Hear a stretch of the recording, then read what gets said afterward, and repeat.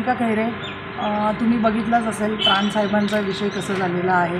त्याचबरोबर मला कळालं की कुठली पतसंस्था आणि बँक्स लोन देत नाही आहेत.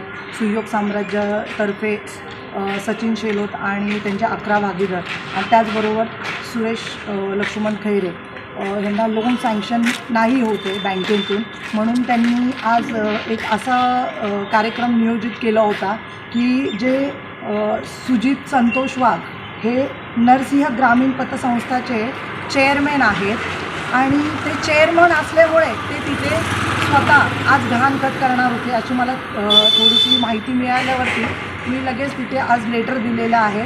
तरी देखील मी आज जुन्नर इथे आणि आंबेगाव या ठिकाणी हे लेटर देण्यासाठी आलेले आहे. तर तुम्हीही पतसंस्थे आणि बँकनी यांना कर्ज देऊ नये ही विनंती असेल.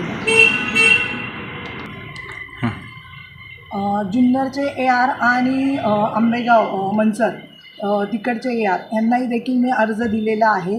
तर मला दोन्ही साहेबांना सांगायचं आहे की कुठली हीच पतसंस्था नाही, अनेक पतसंस्था आहेत, अनेक बँका आहेत. तर सगळ्यांनी जर लिटिगेशन आहे तर तुम्ही तिथे कर्ज का मंजूर करता आणि जी बिल्डिंग अनधिकृतपणे पूर्णपणे सँक्शन घेतलेल्या आहे त्या गोष्टीवरती तुम्ही का कर्ज करताय हे मला माहीत नाही.